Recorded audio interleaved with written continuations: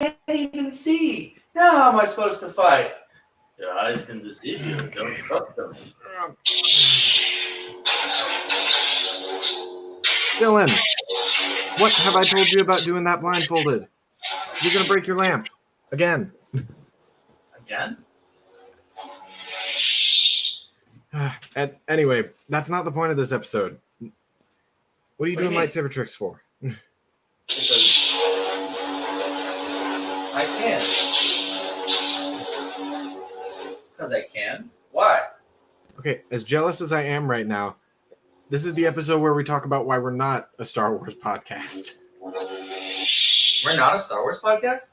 No, we're not a Star Wars podcast, and this is when we're supposed to convince them that we're not a Star Wars podcast. Oh, we should talk about that. We should do an episode on that. We should do an episode on that. I agree. It's a good idea.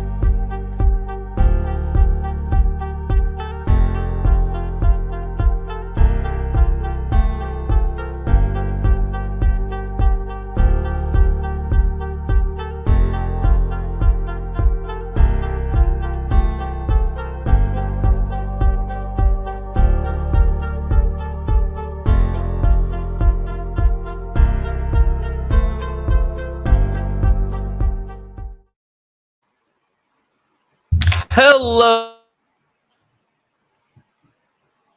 fans, to another episode of the most disorganized podcast on the internet. I'm sure I was muted, so I'm going to run through that again. Hello there, all you bucketheads, and welcome, all you non-Star Wars fans, to another episode of the most disorganized podcast on the internet. If you like what you see here today, as always, don't forget to like, comment, share, and of course, subscribe to Under the Helmet Podcast. Join that Discord. Follow us on Instagram. All the links are in the down there section. So, we're not a Star Wars podcast? We are, in fact, not a Star Wars podcast. I mean, we've done episodes on other trending topics before. This is fair. Point number one, equipment. Hey, we are doing our best with what we have. I will have you know. I've got my voice acting quality microphone here and the headset that I still use for gaming. Nice. Dylan, also voice acting quality microphone. You actually have a plosive shield on yours, so props to you for that. Yes. Mine just annoyed me, so I never used it. I say. Yep. I have a point for why we are not a Star Wars podcast, but why is that? I will let you do yours first. Why is my point for why we're not a Star Wars podcast? So before we get started on that, I want to take a moment to say thank you to Annie, aka Cosplay Annie, because we put out a thing on our Instagram story, which you should totally follow us on, by the way. Links in the down there, because we get active on Instagram. And I put out a thing that said, we wanted to hear from the community. What kind of episodes would you guys want to see? And the by far greatest winner was a Taylor Swift episode. Yep. But I promised my girlfriend I would not do this I would not do a Taylor Swift episode while she was out of town. So, hey babe, we're not doing Taylor Swift. That might be next week. But I'm still confused as to what is a Taylor Swift episode? What do they want from us as far as a Taylor Swift episode? Please clarify in the comments. We don't know. We want to give you what you want. We don't know what that is. Well, I don't want to speak now. But it's going to be good. It's going to be great. It's going to be fearless. We're going to talk about all of her albums, which I can name. Would you like me to name them? Sure. This is my first point. See, I tricked you all. It is me sliding into this point. So one thing that has been absolutely brain rotting and controlling my mind and every thought is Taylor Swift. Partially because my girlfriend likes it, but also I'm an OG Swiftie. I used to listen to the original versions of Speak Now and the original versions of Fearless, and I actually had one of her debut EPs. So, yeah. My favorite song is Beautiful Eyes. And if you know that song and you are a Swiftie, comment below and join our Taylor Swift episode because it's going to be a good one. I'm very excited. we will be convincing Eli to start listening to Taylor Swift. See, the funniest thing is, she is more than Shake It Off. I do, but admittedly, most of the stuff that I've been listening to is from one of my other interests. It's something that I've gotten into recently. Gabby and I started watching Bridgerton, and I love Bridgerton now. It is Bridgerton. absolutely delightful. More specifically, I love Queen Charlotte. Queen Charlotte is an amazing, amazing series. Honestly, I just love all the Shondaland stuff. She knows how to write a really, really good romance. Specifically, Queen Charlotte is excellent for anyone in any sort of interracial relationships, which any of you who know me and Gabby, that's us. This series is delightful for us. We absolutely love just, don't get me wrong. I loved season 1 of Bridgerton. It was absolutely delightful. Part of this is because I do have a just hardcore crush on Regé-Jean Page. That is a donkey chunk man. Like, we're talking higher than the Eli crush on Andrew Garfield, which anyone who has spoke, I know. Dylan's face tells you everything you need to know about that. Ain't no way. There is, in fact, a way. Have you seen him? Ooh. No, I have no idea who you're talking about. I got to see him in Armor in the D&D movie. That was delightful. Then I also got to see him in Nothing in Bridgerton. That was also delightful. There's something about seeing your crush in Armor that just... It's just, Like, I know, higher than Andrew. That's what I was saying. It takes a lot, but he was amazing, and I cannot wait to see more of him in more things. But yes, so we got some great suggestions for some great episodes. So thank you to everybody who commented and liked that Instagram story. Also, we had a lot of people ask for Barbie. Was another one? Oh, I thought that was, Yeah, that's in the cards. That's already in the plan. Yeah. We'll do a Barbie Oppenheimer episode, and all of the Oppenheimer commentary will be Bomb Go Boom. Bomb Go Boom. Cillian Murphy, Sigma Male edits. And then we will move on to the actual content, which is Barbie. Oh. Laughs in Barbie lore. So, like, I have a little sister, and like I've watched some of the Barbie movies with her on like road trips because we have to compromise, and I always lose. So we would watch Barbie. Youngest sister, oldest brother. I never won. I was gonna say compromise when you have a younger sibling just means doing whatever the heck they want to do. Yeah, I mean I'd be playing my 3DS anyway, so like I don't care.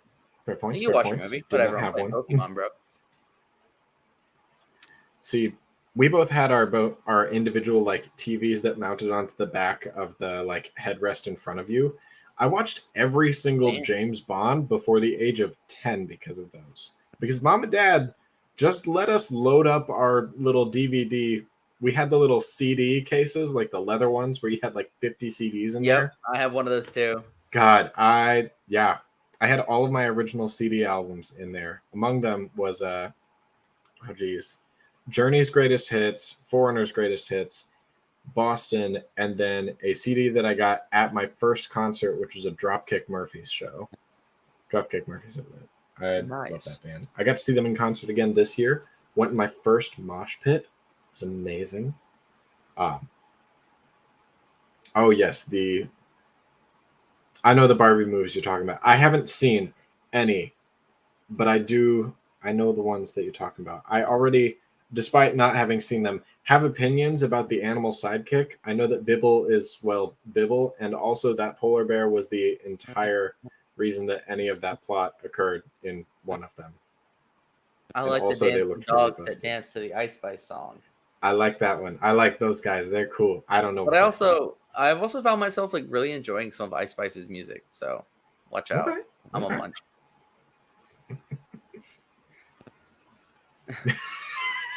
I know people mainly from the memes of them just being like, and then just fire and death in the background.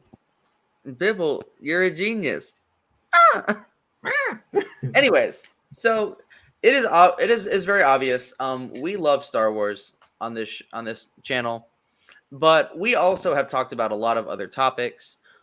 We've talked about DC. We've talked about Marvel. 1313 is here. Hey, Barbie and the Diamond Castle is the best one. Dang, we got recommendations now. We do. I've heard that Princess and the Pauper is the best one. Okay. So I would love to hear from everybody, which is your favorite Barbie movie? Comment below your favorite Barbie movie. Comment below the most random shit you could think of, because I want this to be the most confusing comment section we have. Dibble was a goat though. Agreed. Anyways, so yes, we are so much more than a Star Wars podcast. We like Star Wars. We talk about Star Wars a lot, but we are not solely a Star Wars podcast. And I think that's because when we first created this channel, we decided that we just wanted a space where we could talk about the things that we liked. And while Star Wars is included in that, it's not the only thing that we love. Like, so obviously we're both Marvel and DC fans, but we're gonna go deep cut tonight. What are some of your other like deep lores? I know you've mentioned it before. We both mentioned it before, but I wanted to give you a platform to talk about Ghostbusters. I know it's funny you should mention it. I came a little prepared. Not as prepared as I could have been, though. I almost busted out the HasLab pack and Neutrona wand, but that's $600 to cart around for a single episode, and I'm not at home right now. So, yes, I love Ghostbusters. Ghostbusters is a really interesting fandom because they're always there, but you don't hear a ton about them. Yes, the first Under the Helmet episode was in fact not Star Wars. It was a very weird little thumbnail of our because we talked about it is definitely an OG YouTuber because we talked about Spider-Man. We talked about Spider-Man. It is a very much first YouTube thumbnail because it's literally just me posted up just at the place where I went to go get my mail. And for those who didn't know, I went to that movie. I didn't really talk about it much, but I went closet cosplaying as Tom Holland Spider-Man from Far From Home, which I will say I'll stick my neck out here. I actually really enjoy that movie. Fuck Jake Gyllenhaal, but I love that movie. So, fun fact: did you know the Spider-Man Instagram account follows 2 people? Mm-hmm. Do you know who they are? Who are they? So the Spider-Man Instagram account. Let me get the exact. Is one of them Ghostbusters? No, actually, no. It's weirdly enough not Ghostbusters, though that would be in good taste. So the Spider-Man Instagram account follows Marvel Entertainment and Jake Gyllenhaal. Those are the only 2 people that the official Marvel Spider-Man account is following. Not even any of these Spider-Men? No, it doesn't follow any of these Spider-Man. It doesn't follow Spider-Verse, any of the Spider-Man movie accounts. It is Marvel Entertainment, and it is Jake Gyllenhaal. I would love to know why. And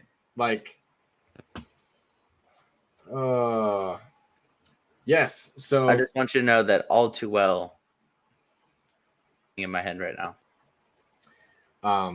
But yes, Ghostbusters fans, it is a little bit of a cult following. I got into Ghostbusters back in 2009, which was actually from the 2009 video game. I played the ever-loving crap out of that video game. It's absolutely delightful. If you want something that's it's a fun little first-person shooter where you get to wear a proton pack. Now, more recently, they've come out with Spirits Unleashed, which I like. It's more 4v1. It's multiplayer. It's the first game where you get to play as a ghost in a Ghostbuster video game, which is fun. Oh, that's fun. But 2009 is kind of like what set the bar for what a Ghostbusters video game can be. And they remastered it in 2019 as well. I also absolutely love the 2016 reboot. I love what they did, and I'm not afraid to say it. I enjoyed Ghostbusters Answer the Call. I thought it was fun. Some of the props actually recently were getting sold off in auction, and they went for loads of cash. But I love folks who have the 2016 Ecto. I like the hearse Ecto as opposed to the old ambulance. So I have a question for you. Yes. Did any of those items sell for more or less than a Titan submarine trip? I want scale here. That's a good question. Let me take a look in here. I'll look that up while we're doing live research for everyone. Live research. Dylan, half these episodes are me live researching things. That is like Eli, 90% of what I do here. Hey, can you look this up real quick? And you know, sometimes it'd be nice if I was like, hey, here's some things to like have beforehand. And then most of the time I just don't. No, it is just, hey, can we look this up? Which is, Eli, please Google this for me. You know, it's every podcast has to have that one. Hey, look this up for me real quick. I am simultaneously the guy in the chair and also Spider-Man. Yes. It is what he had. Speaking of which, Spider-Man, we love Spider-Man on here. Oh my god! Oh my god! Oh my god! It's Spider-Man! It's Spider-Man! Spider-Man! Oh, you want to know something interesting? So, like, when it first came out, I used to bag on Fortnite. I used to not be the biggest fan of the game. Okay. But you know, when I visit my parents, I've been playing it when I go to visit my parents, and I will say, the game is fun. If I had a gaming system, and maybe when I do, I will we'll assemble an under the helmet Fortnite squad, and it would actually be pretty fun. So, Okay, I have a confession. What? I have nearly every Star Wars skin in Fortnite. I'm jealous. Which ones don't you have? All the stuff that they did May 4th of this year, because I have not played in a while. Dang. But I got Boba Fett, I got Fennec, I got Kylo, I got Rey, I got the First Order Stormtrooper, I have the Sith Trooper, I have Black Chrysanthemum. No clones. No clones. Also, so to give you an idea, there were V1, V2, as well as V3 versions of the Neutrona wands and proton packs. That's how the brain works, Anna Maria. That's how the brain works. That's how my brain works. Yeah. But yes, it was So yes, continue. Proton packs. We had V1, V2, and V3 versions. So the light up V3 styles are going currently at an estimate of 10 to 20K. So cheaper than a submarine trip. Cheaper than a submarine trip, currently. That was when bidding started. It just began, let's see, because I'm looking at Ghostbusters News. Speaking of which, Ghostbusters News is amazing. I love the YouTube channel, the website. When I say that Ghostbusters News is like, they have a massive following because Ghostbusters is still to this day, like, I feel like everybody's seen Ghostbusters at least once. And if you haven't seen it, you know at least something about it. True. Oh, the neurodivergent squad. Yes. But yeah. So another thing I love about just Ghostbusters as a fandom is, are you familiar at all with like the Ghostbusters franchises? No, I'm not. What franchises are they?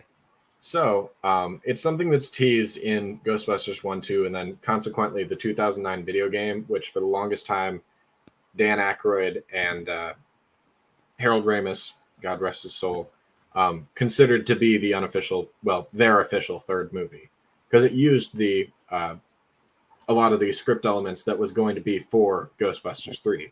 Now, Afterlife somewhat nullifies the video game. We're not sure. But yes, Annie, I know you haven't seen Ghostbusters. It is okay. Oh, yeah. See you around, Tommy. Thanks, guys. We'll be dropping by. I will definitely be watching your guys' episode. I enjoy your guys' videos. They posted one the other day that was actually pretty funny.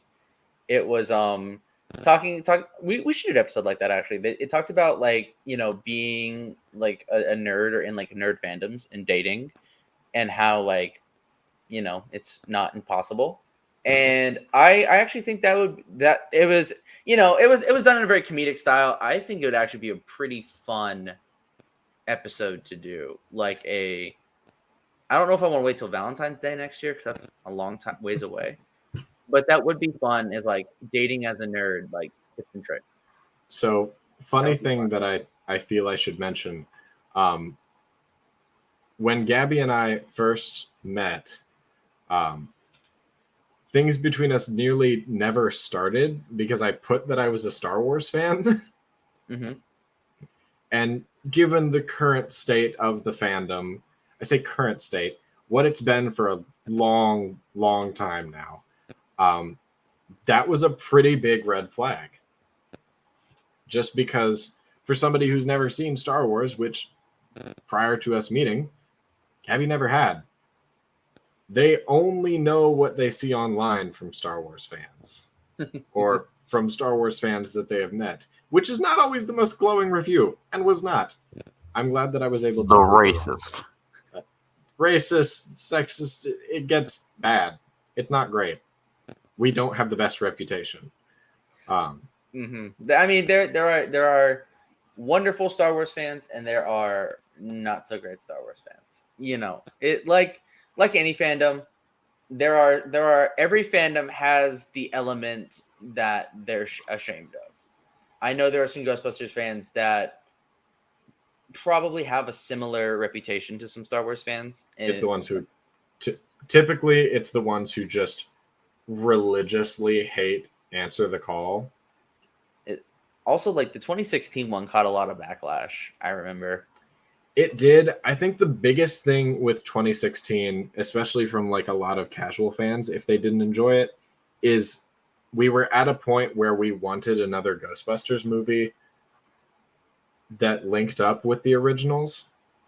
And while all of the still surviving members of the original cast cameoed in the movie, except for Rick Moranis, because Rick Moranis has taken a break from acting just generally to focus on being dad, which props to him, solid man. He took a break years ago. Like I think he just straight up retired. He did, yes. He wanted to focus on being a father. Absolute base king. But, I mean, you got Dan Aykroyd back. You got Bill Murray back. Oh, jeez. But, yeah, Oh, I mean, we got freaking Annie Potts, and, of course, my man, Ernie Hudson, who I am so excited because Ernie Hudson and Dan Aykroyd actually reprised their roles for Answer the Call. They're in the video game as voice actors, as well as their characters, which is so nice to see. The amount of times that I will just start playing. Oh, yeah. Answer the Call did also come out 2 years after Harold Ramis, aka Egon, passed. So people weren't super happy about that. Did they have him as a ghost in the new one? They did. It was actually a very touching tribute that they did, and I have sobbed every time that I've seen it. I will say, I'm not the biggest fan of The Rise of Skywalker, but I will say that's one thing I think that as these franchises get older, mm-hmm. they are doing such a good job of honoring the cast members that have passed. Like the Force Ghost scene with Leia, beautiful at the end of Rise of Skywalker, beautiful. And I remember seeing like a screen grab of all the guys together again, and then they had, you know, anyone who's passed as Force Ghosts as a well no in Ghostbusters where they had him as a ghost. Oh yes, I remember seeing that and I was like, that is such a beautiful, touching tribute. Mm-hmm. And there are a lot of franchises that are doing a really good job of honoring the actors that have passed. And I think that is a beautiful thing. And we need more of that. So another little fun thing about, because the way that they, weirdly enough, despite having passed, Harold Ramis or Egon has a very felt presence throughout the movie, and the way that they handle it is just absolutely wonderful. If you haven't seen Afterlife, I'd highly recommend it, but after you've seen 1 and 2, um, because it's very impactful. Um, I don't know how many people have heard this. Dan Aykroyd, upon first seeing how they had brought Harold back for the movie, just broke down sobbing because he was seeing his friend again for the first time in ages. Because the two of them, they were the ones who wrote Ghostbusters. That was their baby. Mm-hmm. Because Alan Reitman, he was the director, which now it's Jason Reitman who did Afterlife, and he is now executive producing the currently untitled sequel that we'll be getting this year, with Gil Keenan taking over the directorial role. But I mean, it's a legacy movie. Alan was the one who did 1 and 2. His son Jason did Afterlife and is now working on the sequel. Even with Harold having passed on, he was still very felt in Afterlife. And I love the way that they have been able to honor, the people who worked on the movie who have since passed, and not make it feel like they are profiting directly off of that, if that makes sense. Absolutely. So, nah. And then I also I do wanna pull a slight spoilers for The Flash. Do you mind if I mention that? Because I've heard everything. I don't care. Everything. I won't be seeing it. So here is your spoiler one. You want to throw up a spoiler banner real quick? Okay, so we have a spoiler for The Flash. If you have not seen it, skip until you see the banner. Oh, fuck, I can't point. Go until you see the banner gone. Okay, that banner right there. Once you see it disappear, we will do a roast of The Flash. But there is one scene that I really want to talk about that thoroughly disappoints me, and that is the scene where they bring in Christopher Reeves. When they bring in Christopher Reeves. I hated that scene so much. And the worst thing was they had Adam West in there. Like they had like an Adam West like kind of cameo.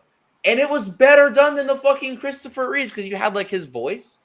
But Christopher Reeve, like for those who are unaware, Christopher Reeves was in an accident and lost the ability. He was in a horseback riding accident and he lost the ability to walk.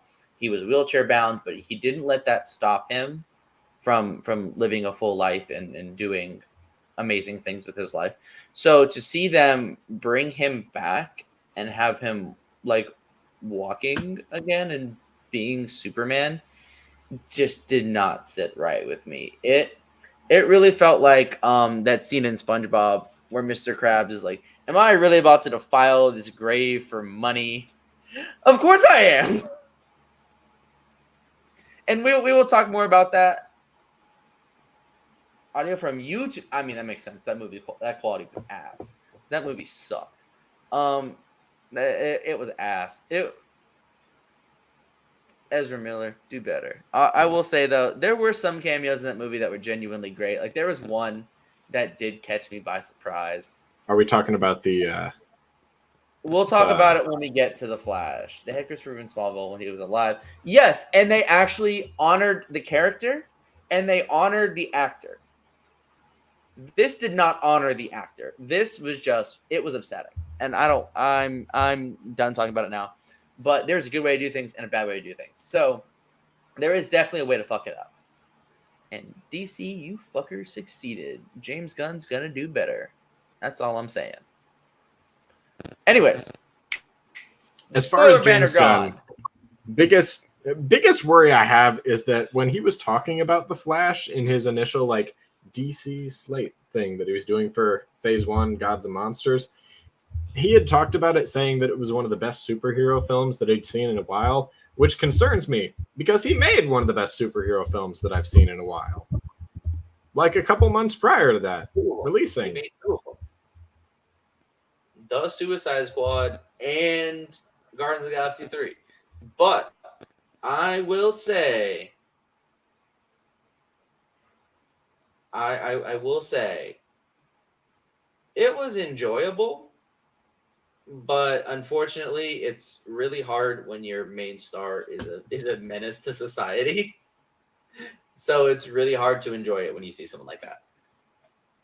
Anyways, that's enough. It just brought me out of the movie. Also, there's a scene where he throws a baby in a microwave, and that's really weird. Wait, that wasn't a meme? What? No, that was dead ass in the movie. I thought that was just people making context Hold matters. Context matters, but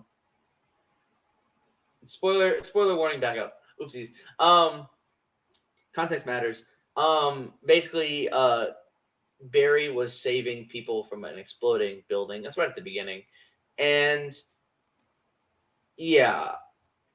So like the babies are so it's like your classic superhero dilemma. The babies and the nurse are falling from the exploding hospital.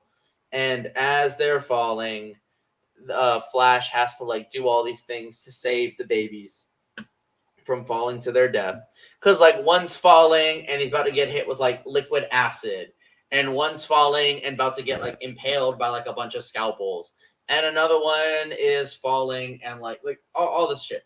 So at one point, and like one of them is like there's like a gas canister falling, and there's like a lit cigarette or a lighter or something. Like I think it's a lighter, and it's falling, and the lighter is lit, and it's like, oh no, the baby's gonna get incinerated. So to protect the baby from getting incinerated, the Flash takes the baby, puts it in the falling microwave, and closes it. So when the flames go by, the baby doesn't get incinerated. So it's done in a heroic way, but yes, they do indeed put a baby in a fucking microwave. AKA your average Ezra Miller Tuesday. I think that's all I got to say about that. Anyways, spoiler banner gone. Let's go back to why we're not just Star Wars podcast. Because we have so many other like special interests besides Star Wars. Obviously, we're very passionate Marvel and DC fans. Mm-hmm. You're a very passionate Ghostbusters fan. I'm a very passionate fan about Pokemon. I have been a fan since Emerald. That was my first game. I could talk endlessly about Pokemon. I really enjoy playing competitively on Pokemon Showdown. So if anybody ever wants to battle, what's up? Let's go. No legendaries. Don't be a bitch. Nah, I said I would love. But the problem is, like, people are. I won't get into it here. This is a very heated debate for another time. Legendary spammers are the scum of the earth. Build an actual fun team. See, there's the 12-year-olds that are like, I'm gonna spam all the overpowered legendaries, and then there's me who actually plays a Pokemon that I enjoy using. I just have 6 Gyarados. 6 Gyarados? Look, I mean, Gyarados, not bad. Gyarados was the first. What is it? It was the first Pokemon card I ever got that did 100 damage in one move, and that was huge. So, I never played the trading card game. I always played the video games. And because I didn't have the patience to read the cards and figure out how to actually play the game. So I was just like, nah, I'm just simply not going to do that. I don't think I ever played the game right, but I did play the game. Yeah, no, we would,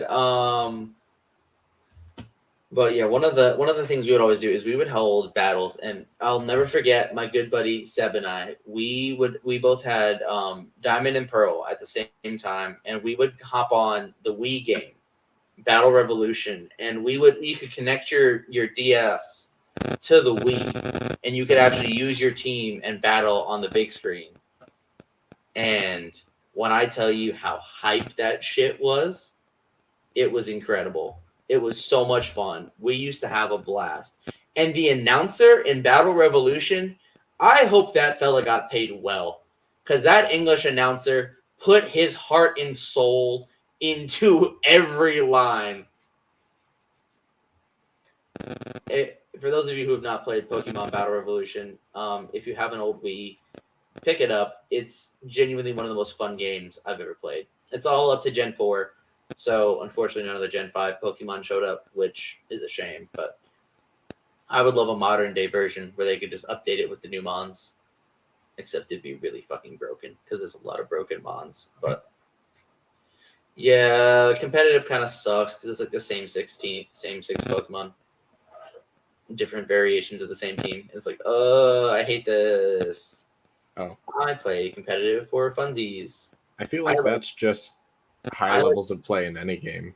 I like using silly, goofy strategies with Pokemon that I actually enjoy, like Swords Dance Mimikyu. Also, for those who are unaware, Mimikyu is a newer Pokemon, but it's one of my favorites. It is the one that looks like a Pikachu with a rag over it, but it's actually a ghost type, and it disguises itself as Pikachu because it wants to make friends. But if you look into the underside of it, it eats your soul because it's a ghost type, and it's also a fairy.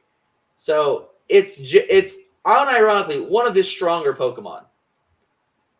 But its ability is like, so in the games it was introduced in, it had an ability called Disguise, which basically gave you a free turn. So you could take a hit and not take any damage. So any move that like made contact and didn't do damage, you could like actively attack. So what I would do is I would throw it out either on a resisted move or I would throw it out because so being Ghost and Fairy, you're resistant to dragon types and you're resistant to normal types and fighting types. So you could throw it out pretty reliably and safely to where it doesn't take any damage on the switch in.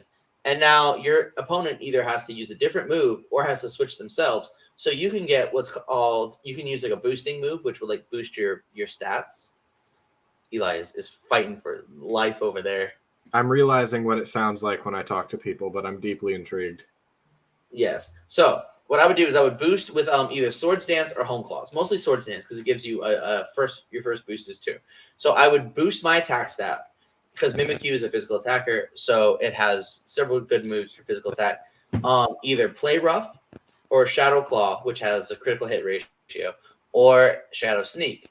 And you have to factor in. So all Pokemon also have this thing called same type attack bonus, same type attack bonus or stab. So if you use a move that's the same type as your Pokemon, it's stronger. So it's a lot of math and multipliers and shit.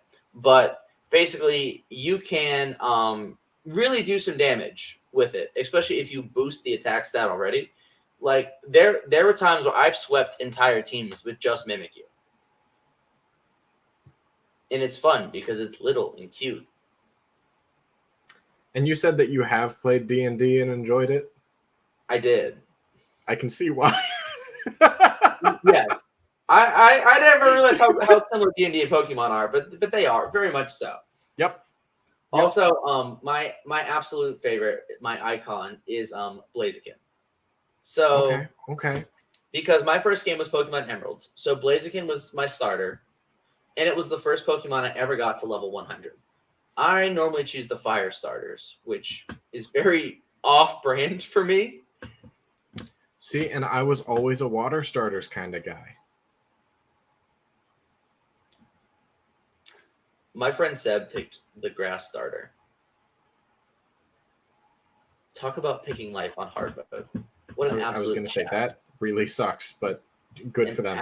Absolute Chad. So, I will say I always like the fire starters because fire is normally a pretty hard to obtain type, and a lot of them have really good secondary typings. Sorry, Typhlosion. But yes, I always loved. Also, a lot of the times they were just like really cool designs.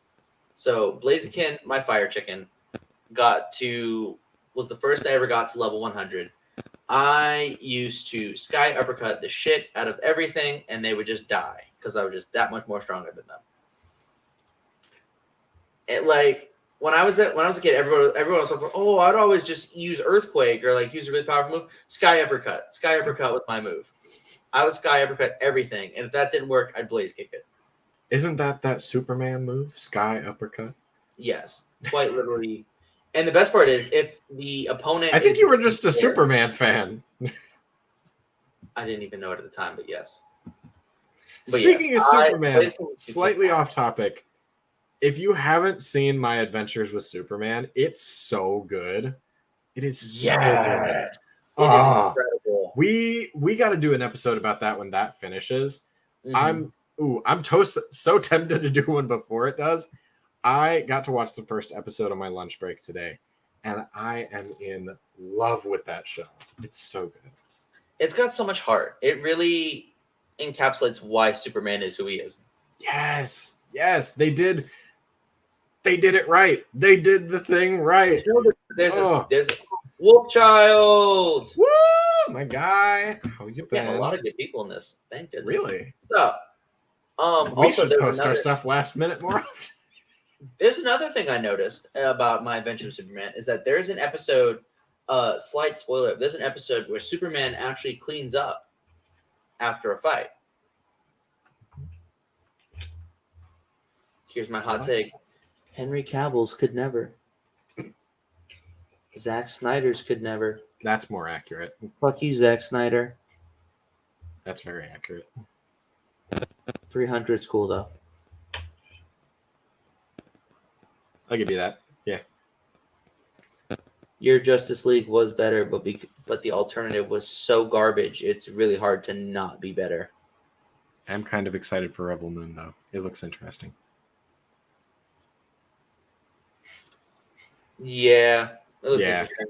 Yeah. It's kind of like a Star Wars ripoff, but I'm into it because it was really good as a Star Wars movie. As a Star Wars movie, so we got to do an episode on what we think, our thoughts on a rated R Star Wars movie, because I feel like that'd be a pretty interesting one. Man, I go back and forth on a rated R Star Wars movie. I simultaneously think it could be really cool, and we're not a Star Wars podcast just in this episode. We got to talk about something else. We'll fair point. We'll get to it another day. I hate to cut you off, but we can't talk about Star Wars too much. We have a quota to meet. Damn it, we do. Non-Star Wars related. Exactly. Superman will find a way. That's what he does. He finds a way. Yeah, Vader only. We won't get into that. I will say, with the way that Zack Snyder did Pa Kent, I did him dirty. I couldn't. It felt like a complete betrayal of the character because, like, he would not have just let him die. Exactly. Or like. Also, I have a question. So, like, obviously, Superman's a good guy. Mm-hmm. What would they do? What would Ma and Pa Kent do if Superman got in trouble? Because, like, how are you going to spank him? You can't. Also, spanking is bad and lazy parenting, but we won't get into that either. Yes. Spanking is actual child abuse. I will debate anyone on that because I'm right. Mm-hmm. But there's more than enough studies to show. But, like, just imagine trying to spank fucking Superman. Oh, yes. Critical Role. Oh, I love Critical Role. What is Critical Role? I've heard about it. I'm so glad you asked. Critical Role is one of the, I think it may at this point be the biggest D&D podcast show.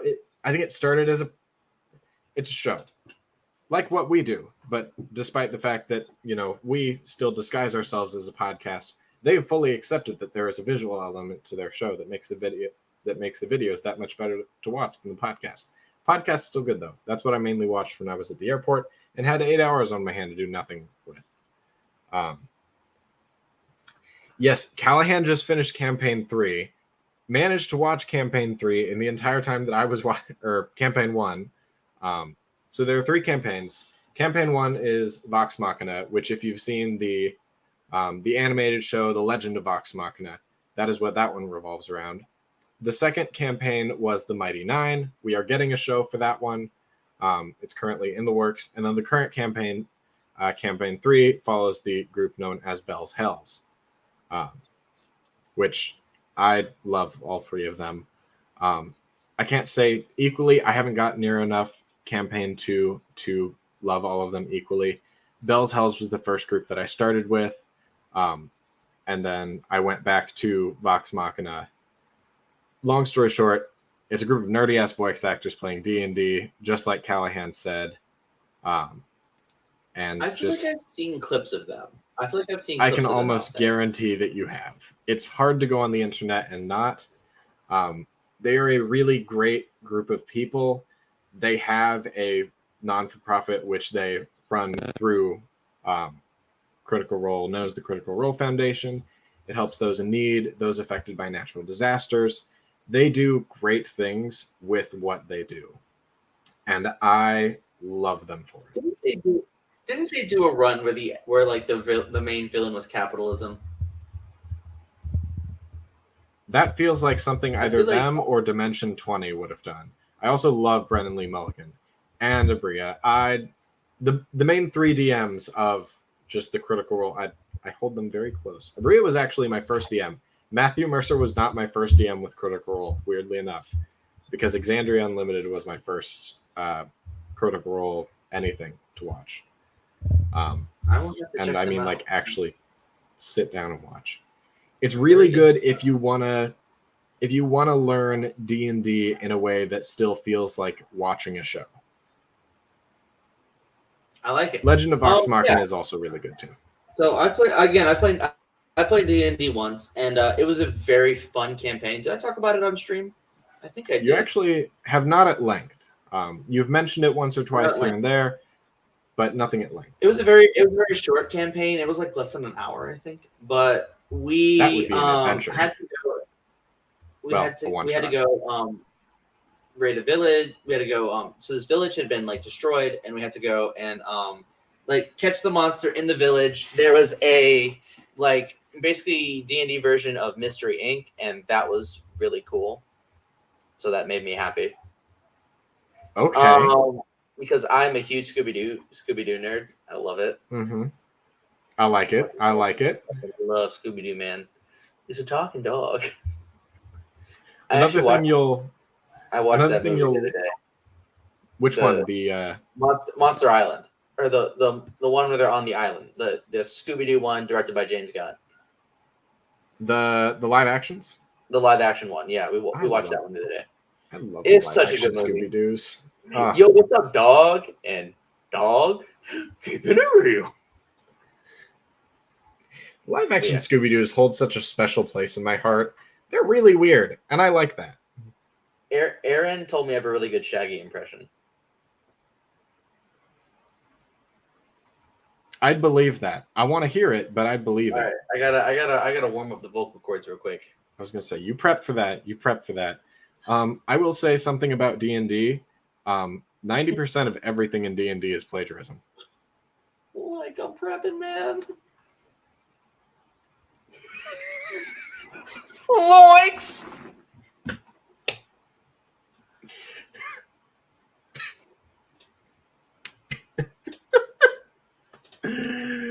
Oh, you don't want to be a sacrifice, man. That's not a good thing. Ruh-roh. That. Okay, I like it. That was. No, Dilly can do a very excellent stoner impression. Thank you very much. Like, what are you talking about, man? I just like smoking meat. That is one of my favorite parts of that movie is where they go to the beach and it looks like Shaggy and Scooby are smoking are hotboxing the mystery machine, and they're just smoking various types of meat. I will also say, Annie makes a very good point. Starting points. Oh, listen, we don't have time to get into the supernatural. We do not have time for this. Oh, okay. I love that show. Supernatural is something I'd like to get into. I understand it's a massive time commitment, and I don't have that. Listen, once you get into it, you will find the time to commit to it. It is very enjoyable. I will say, as somebody who loves the show, my biggest criticism in it is that after a while, after so many seasons, it gets to the point where you can accurately like predict the dialogue, especially if it's like one of their like Monster of the Week episodes, because like they'll be doing something, and the Supernatural really was a great show. It's really enjoyable. The characters alone are worth watching it for. The characters alone and the character interactions are genuinely enjoyable. I'm a huge fan of like monster lore and stuff like that. So I genuinely enjoyed a lot of like Monster of the Week stuff, and like a lot of times I would try to figure out what the monster is before the episode did. So that was always really cool. But no, Wolf Child, you are definitely correct. The Hex Girls did awaken a lot of goth girl love in people. I will agree with that. But yes, Supernatural's great, but one of the things is like it gets to the point where like you can predict the dialogue, and my impressions of them are great, but I'll do it real quick. So like something will be going on, and they'll be like hanging out at like a motel, or like the later seasons they got a bunker, and they'll be like, and Sam will be sitting there, and it's like, oh, we can't find anything about the big bad of the full season. What are we gonna do? And Dean's like, what the hell do you want, Sammy? What are we gonna do? So Sam will be like, well, there's a monster killing in this random town. And Dean will be like, well, it's just better here than sitting on our asses. Let's go. And then they'll go and they'll do the episode. And they were fighting at the beginning, and now they're friends again, and they'll fight next week. It's the dynamic of the show. They're brothers. Like the one thing about it that actually makes it worthwhile is that they're brothers. So it actually makes it believable that they're fighting over dumb shit every week. But again, and this is the issue with CW shows in general, is that a lot of the issues in the show could be solved by people just telling the truth. Like they lie so often for no fucking reason. And they're like, dang, I'm dying. But I'm not going to tell anybody though. Or like, this was the issue with Arrow a lot too, where like shit would go down and Oliver's like, I'm not going to tell anyone about it. And then everyone's like, Oliver, you could have just told us and it would have been fine, but now it's blown out of proportions. So yeah, that's just a CW issue though. Like I think it's like mandated in their writers' room that like, yeah, we have to have so many people lie in a season. We need to make you hate them and question their intelligence. Stepping into a CW writer's room. Oh God, sorry, I got up. Stepping into a CW writer's room and seeing the lie counter on the wall. Yes, I will. Yeah, season 5 suit was kind of ass. The lack of a chin strap just did not make it look good. Callahan showed me season 5 suit. Why does it make his head look so big? So the reason they did it, and this is going to be the worst. So for that season, they did Elseworlds as a crossover. Basically, a villain got control of the Book of Destiny and rewrote reality and switched the Green Arrow and the Flash. So the actor who plays Green Arrow, Stephen Amell, has a beard. Grant Gustin does not have a beard. So they designed the suit around the fact that Stephen Amell has a beard, and they wouldn't be able to use the chin strap. That's the whole reason it's like that. And it shows. So listen, we're not going to design our suit with the main fucking actor of the show in mind. Nah, the guy's going to be wearing it 90% of the time. Nah. Oh, listen, don't get me started. CW queer baiting is disgusting.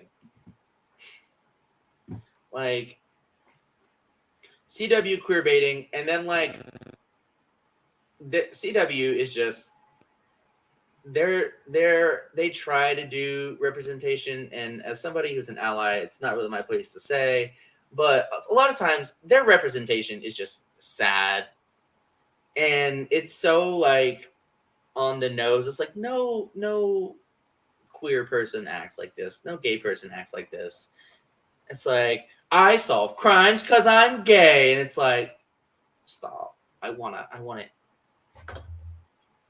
Content warning. This is a joke. Oh! Makes me want to do that. It's terrible. CW, do better, but you're not because you're falling apart. And anyways. I mean, to be fair, it's going to be a while before anyone does anything. And if I can segue into news and rumors with that. Actually, before we jump into news and rumors, I want to say stuff. This has been a really great episode, really great discussion. And this is why, to bring it back full circle, this is why we're not a Star Wars podcast. Because we have so many other likes and interests and things that excite us. I knocked my lightsaber off the table. But yes, we have so many likes and interests that it wouldn't be fair for us to just limit ourselves to Star Wars. Because there's so much more that we like to talk about, that we want to talk about. And we're really thankful for everyone in our community to have such a great community that lets us explore basically whatever we want. And we can talk about whatever we want. And we're not the biggest podcast in the world, but that's okay.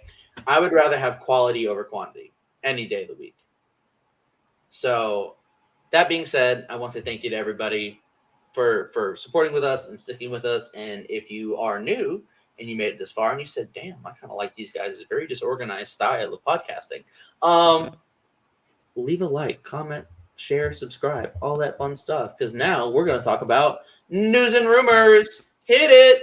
All right. We're going to hit the biggest one first, which is the fact that Hollywood has ground to a fucking halt.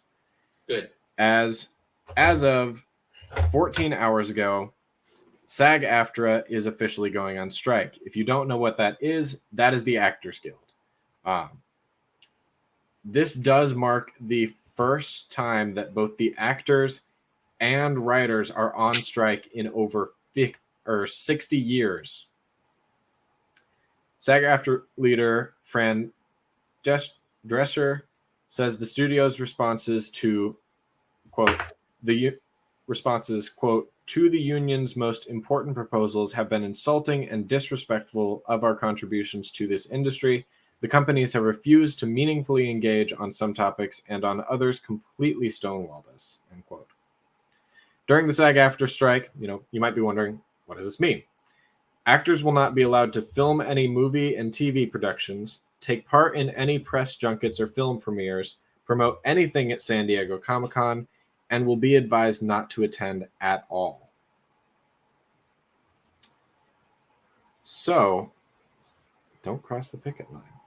Don't do it. Because these people also, deserve this is something that genuine livelihoods. Go ahead. They do. Same with the writer's strike. Did you see that a executive at one of the companies, I don't think they said, but a executive at a company said that they were willing to let the people of the writer's strike, they were willing to let them go homeless. Oh, yeah. I posted that on my story. Yes. Actual demon, genuine ghoul. Legally, I cannot say what we should do to people like you, but you're going in the contraption. What that is and what that does, I will not say. Legally, I do not believe you should engage in violence. Violence is bad. But I'm just saying, sometimes Dooku has a point about corruption and moneyed interest. And he was at his most base in Tales of the Jedi, where he was genuinely choking out people that were doing terrible shit. With that being said, violence is bad. Don't do it. I am not advocating for political violence. We are not. No, we are not. Under the Helmet podcast does not condone political violence. Don't do it. Go. It is bad. There we go. Okay. Also, Under the Helmet podcast does condone paying your workers a living wage. You should do that. We fucking do. Yes, we do. If you have a problem with that, you are going in the contraption. What the doohickey does, we won't say. We can't say. In connection with this, will have its day. So, yes. So this is a very good point. So, in connection with this, that the Oppenheimer cast won't be able to attend the red carpet. The Oppenheimer cast has walked out of the premiere, and Christopher Nolan announced this by saying, unfortunately, they're off to write their picket signs. Like, they just walked out of the premiere. Not a single one of them stuck around. Based. That is genuinely based. I will also say this. Pay your people a fair wage. It's not that hard. Also, VFX artists, you should also they deserve to go on strike as well. They should. Anybody does. Well, I think they will and they should. And here is one of the things. Without actors, there can be no Hollywood. The things that we enjoy. And as somebody who is, I cautiously use this phrase because I don't believe I am one, but as people with a social media presence, and this is a call out to anyone else who isn't also a influencer, because we have a small influence, but we do indeed have an influence. And with that being said, influencers, do not let these companies fuck you because they cannot use the actors to promote their movies. And this is something I genuinely worry about because there are a lot of influencers that I see going to these premieres. It's a lot of the same people. And I genuinely hope that they are taking that into account and they are aware of that and their actions, because influencers matter. They don't get paid shit to begin with. They kind of just get paid in opportunities and brand deals and stuff like that. But I will say, if you get paid, if you have a big enough following and you promote like the hype and the buzz about things, you should get compensated for that, in my opinion. Mm-hmm. Yeah, but you can't pay rent in brand deals. If influencers, be aware of the power that you have. Know that they are coming to you and will exploit you next. Just be aware of that and use your influence responsibly. I know there's a lot riding on this for some of them. Like they have a lot of power that they hold over influencers. But here's the thing. Again, it's the movie Ants. One ant alone, not that big of a threat. But all of the ants banded together, that is what actually gets stuff done. Solidarity. I'm just saying. And this is an issue with it's just one of those things where I feel like I'm trying to find the right way to word this. It's a opportunity. We're at a point in society. I know definitely in the United States. I don't know about other countries worldwide, but in the United States, it feels like every day something gets objectively worse, and we are not exactly doing things to make things better. And you could talk about income inequality. You could talk about all kinds of things. I very much pay attention to politics and things like that. I've discussed my views in the past. I'm hiding my power level at the moment. But I will say my rights keep getting taken away. And that's not great. Gotta love it. And that being said, we are lucky that we're not at a greater disadvantage, but there are calls for change, and this is gonna sound cruel, but the baby boomers in power aren't gonna live for fucking ever. So I rarely find myself agreeing with the son from the Mortis arc of the Clone Wars, but when he commented about the father taking too long to die, I feel those frustrations. I feel those frustrations of a generation that has clutched onto power as hard as they clutched their pearls. And at a certain point, something's got to give. And we have an opportunity in this country, especially the younger generations, an opportunity to make genuine change and to make this country live up to the ideals that it claims. You know, at the end of the Pledge of Allegiance, the line is with liberty and justice for all. And I I'd love would to see very that. much like that to become a reality. And maybe one day it will. I think the generation that we are living in right now is it inspires me every day to see even people that I would disagree on finer points with, even saying like, yeah, dude, like this is ridiculous. At what point do okay, we got another disaffected young person. That's not a good thing. That's not exactly known for stable political.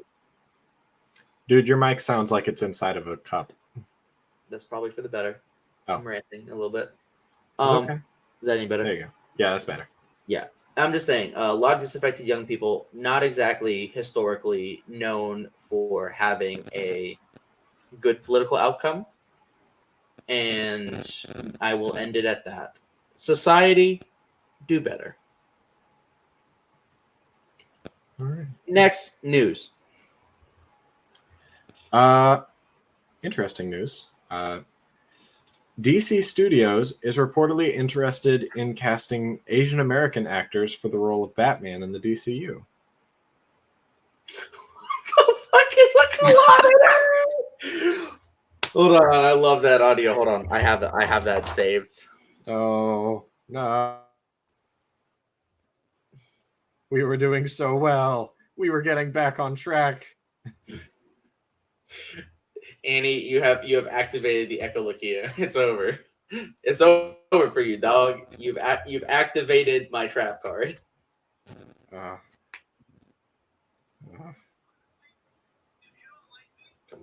Come on, TikTok. Work for once, please.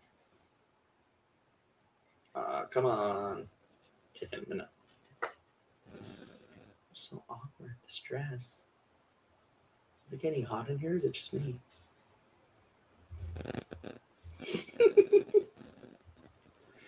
I can't remember which audio is which.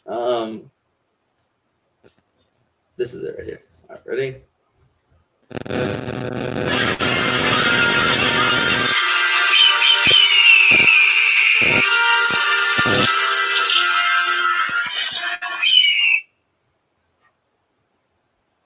Thank you, Annie. Very cool. So D. Bradley Baker is going to be voicing Jabba the Hutt in Star Wars Outlaws. I'm interested. I'm excited about that. That's going to be very interesting. You just rip ass. No. Oh, you. Who smelled it, dealt it. I didn't smell shit. I heard it through your microphone. Anyway. Damn, that feedback has been crazy, bro. There's blood.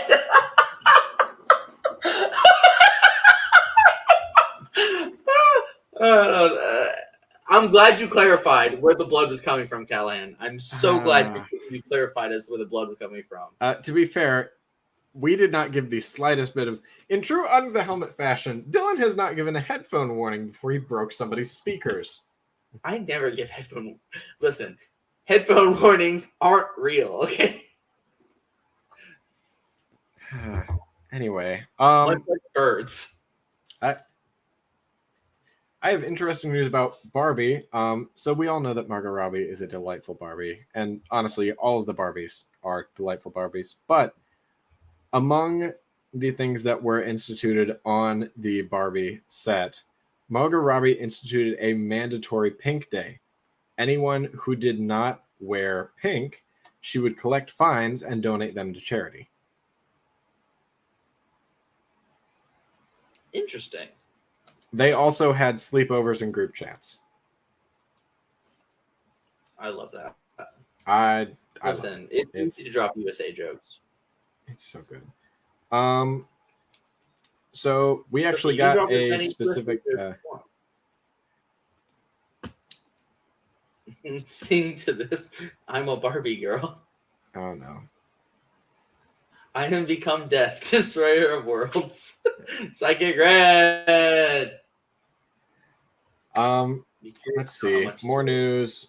I have a crapload of Superman Legacy news. For one thing, it Yes. releases in less than 2 years Mm-hmm. because July 11th, 2025 will be the release date for Superman Legacy. We'll see how that's affected by the 2 current strikes. In addition to that, we got a ton of castings for people that are not Superman related for Superman's movie. Specifically, Isabella Merced as Hawkgirl, Eddie Gathegi as Mr. Terrific, Nathan Fillion as Green Lantern, specifically Guy Gardner, Green Lantern, as well as Anthony Kerrigan as Metamorpho. Yes, that's a very interesting casting lineup. Also, I do I'm gonna want to say, comment on something Annie said real quick in the chat. Yes, that was very much sarcasm. Headphone warnings are incredibly real. I try to give them when I know I'm gonna have an outburst. I was not expecting y'all to hear that fart. Very sorry. That I do not claim. I do not claim the fart. That was I definitely think Eli. they were meaning the bit where you held a TikTok audio directly to your microphone. Oh God. You I'll know, let y'all. the bit where it came screeching through my headphones as well, loud enough that Gabby could hear it. Hi, Princess. Anyway, I thought you um, were a fart. Oopsies. no. Um, I have more interesting news. EA and Marvel Games have announced a new single-player Black Panther game, and I'm incredibly excited because I cannot get enough Black Panther content. It's just, it's good. It is very good. What else do I have? Let's see. Breaking news. Relatively, well, it was breaking yesterday. The Walt Disney Company has extended CEO Bob Iger's contract through December 31st of 2026. So Bob Iger is going to be sticking around a little longer. Let's see. Yeah. My bad. Yeah. Sometimes my sarcasm is very indistinguishable from my regular tone of voice. I try to do a lot. I try to do some inflection to try to make it obvious, but sometimes it does not always come across that way. But yes, I also struggle with sarcasm at times, and it can be kind of uncomfortable. So I completely understand that. I'm sorry for any actual. I'm laughing because I'm like nervous, but genuinely I'm very sorry for anybody who's like headphones I heard. I'm very sorry. I have more news. This is coming from the LinkedIn account of Respawn Entertainment. For those of us who do not know, Respawn Entertainment did the Jedi Survivor as well as Jedi Fallen Order games.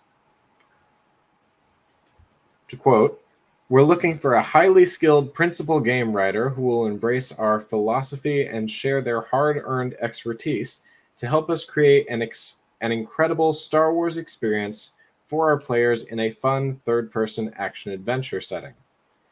The specific job listing is for a principal game writer to join their team." So they're actively casting for Jedi Survivor's sequel, which would end up being our third iteration of the Jedi games. I'm very intrigued. As long as it's not Jedi New World Order, we're good. Jedi, we're going to change our name. What else have I got? Jedi. Oh, Bank of America has been fined and ordered. Yeah, I have another news after this.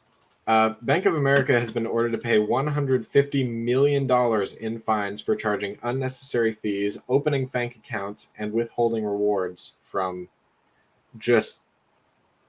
they have harmed hundreds of thousands of consumers over a period of several years and across multiple product lines and services. So the Consumer Financial Protection Bureau was the source of the last quote, and I'm not even going to say rip to Bank of America because I don't care. Imagine my shop. Banks doing something seedy. Right. Also, overdraft fees should be illegal, in my opinion. But that is simply because. So I love the logic behind. Hey, you don't have any money, so we're gonna charge you more money. Cause Yep. fuck you, you're poor. Mhm. I can't remember the name of the channel that did it. I believe it was Some More News, but they did a really great episode on the costs associated with being poor, and it's very interesting.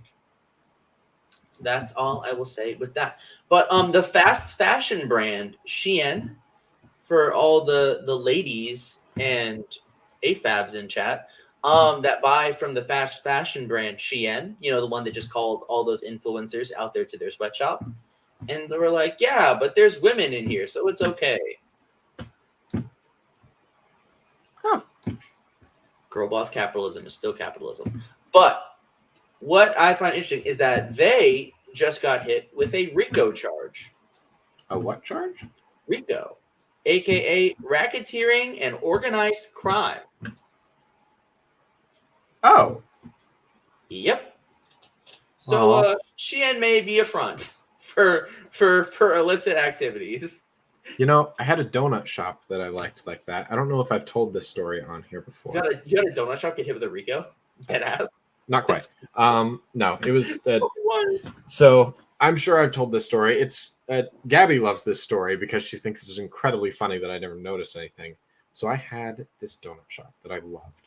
And it was really, really small. It was just called the Donut Shop, and they had some of the best donuts. I mean, people were crowding into this place. They were amazing, and I loved this place.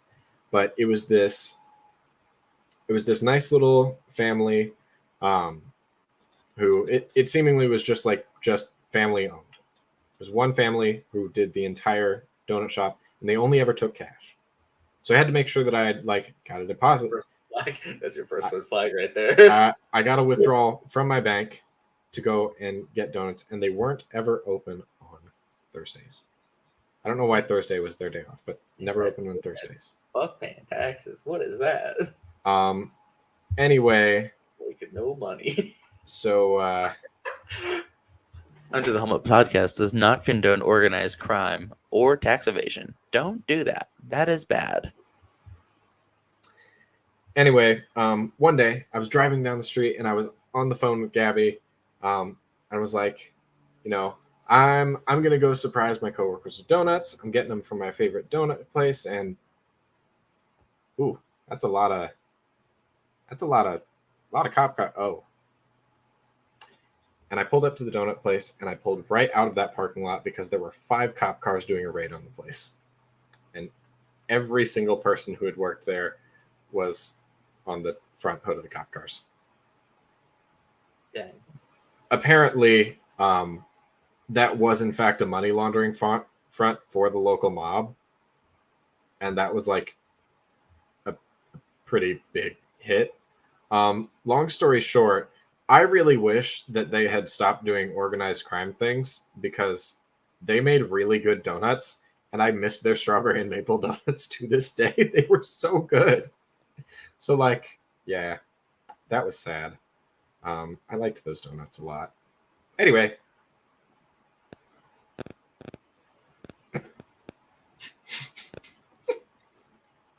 I do in fact hate to see that.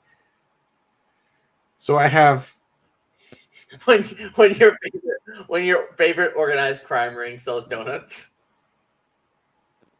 Unfortunately, yes. They weren't my favorite organized crime ring. I didn't have really any interactions with the mob other than unknowingly supporting their donut business, which was a really good donut business. I wish they just kept selling donuts.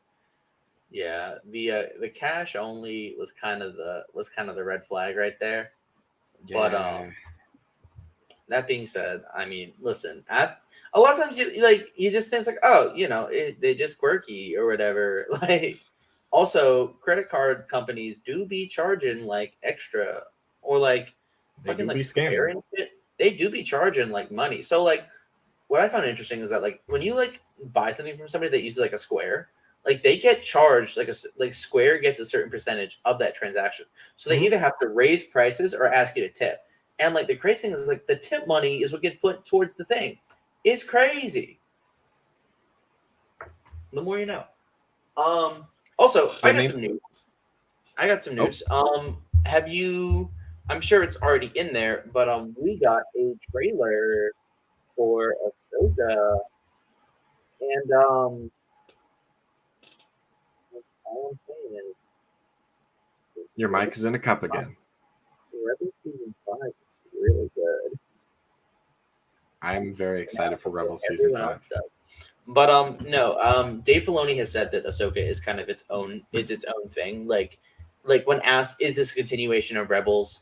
He was kind of like laughed it off and was like, I guess you could think that, but like it's very much its own thing. They raised some very interesting points with Sabine, and I will say I really miss Site. As soon as the trailer dropped, I immediately sent it to him. And then realized that he's not on Instagram anymore? No, I sent it to his phone. I got Site's phone number and just immediately I was like, bro, you need to see this. Hi, hope you're doing well. Ahsoka trailer. Greetings, trailer. I saw a comment on TikTok that was really funny. It said, I love how people see the trailer for Ahsoka and they're like, OMG, my favorite war criminal is back. And they're talking about Chopper and not Thrawn. We love also, Thrawn looks interesting. I'm okay with it. I don't really care that much, but he do kind of be looking like Elon Musk though. I don't think Star Wars knows how to make characters with tall heads. This is 2 live-action series in a row that we don't know how to make someone's head look tall. I mean, from somebody with a pretty big head, it's not that hard, bro. I got a big-ass fucking head, dude. I got 2 last pieces of news. One of them's weird, and one of them's bad. Wait. Are we going to talk about the other thing that dropped this week for news that we posted on our story? Sure, yeah, we are.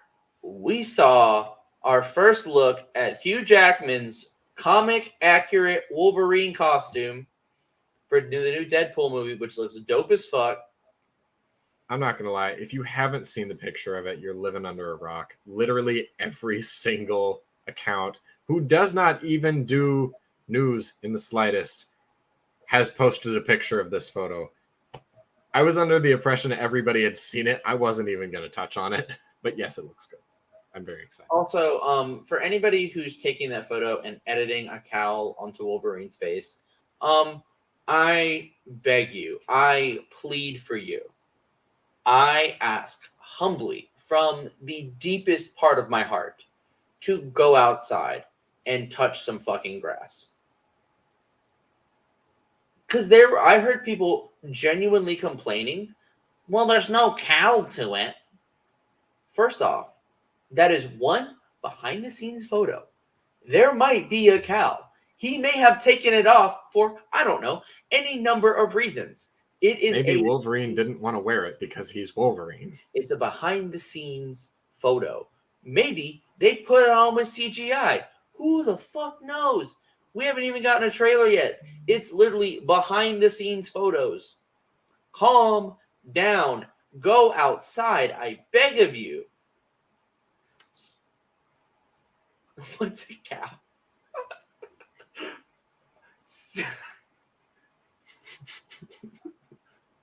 Speak to a person that you are attracted to, please. In a kind, respectful manner. Just go outside. I'm begging. I'm pleading. I'm sorry. It's just the randomness and also the eyes and lips emojis. Eyes and lips emoji is my favorite. But please, Andy, we are so happy to have you here. If you are complaining about Wolverine's cowl, please go outside. Please touch some grass. Please speak to somebody that you are attracted to. Do anything other than this. I'm begging. I'm pleading. So do you want the weird news or the bad news? I don't want to end on bad news, so Bad Weird. news for. Okay, well,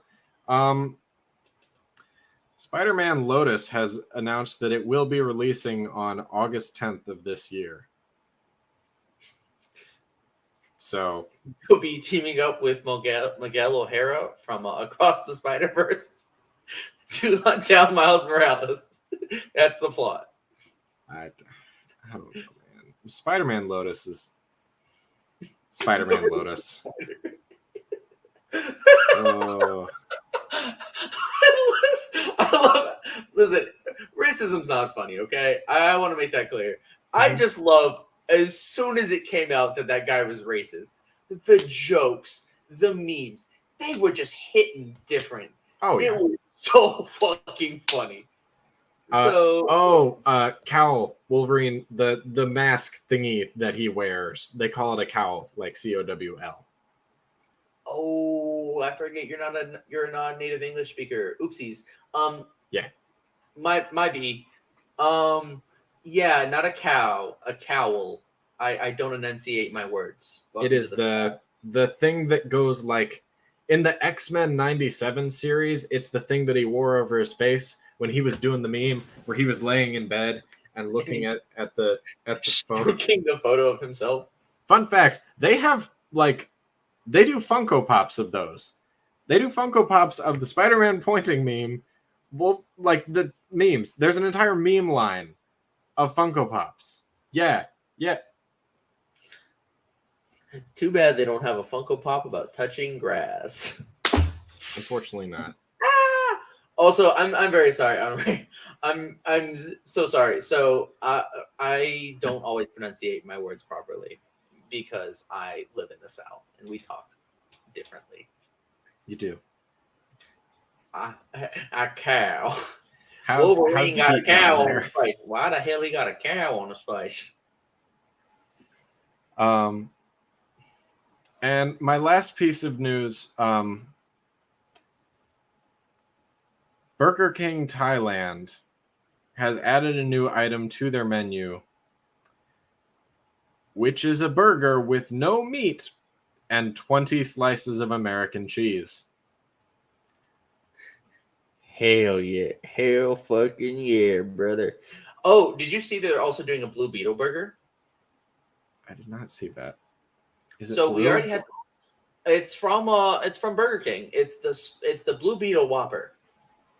It is a blue one. Yes. Yeah. It is very blue. It's the one from that SpongeBob episode that killed the health inspector.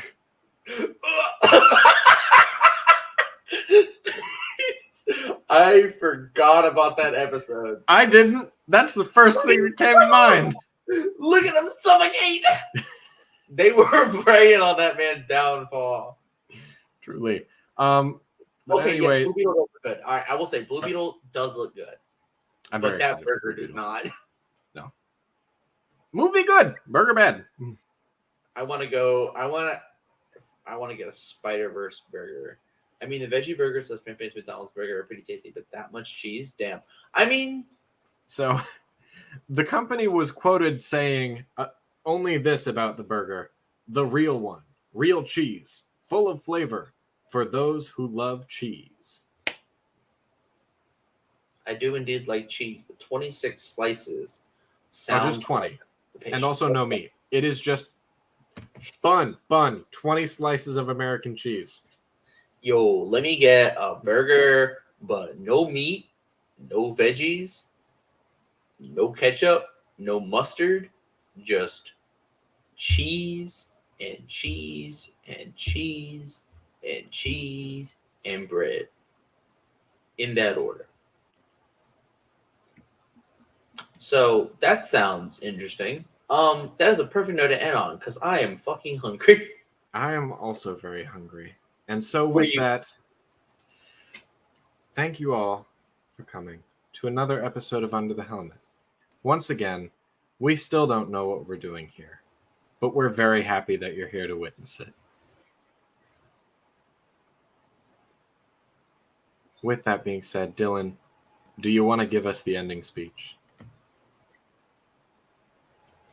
If it was any hotter than you thought. We gotta wind it up real quick. With that being said, thank you for joining another episode of the most disorganized podcast on the internet. If you liked what you see here today, don't forget to give this video a like, comment, share, and of course, subscribe to Under the Helmet Podcast. You made it to the end. Might as well join the Discord. Follow us on Instagram. Subscribe on YouTube. All that good stuff. But with that being said, have a good night. Live long and prosper. And we will see you the next time we go Under the Helmet. I want to chop my hand off after doing this. Hold on. We can't show that. We can't show that on YouTube. Nope. Dylan's getting muted. Oh, God. Oh my God. Oh, no. Bye, everybody.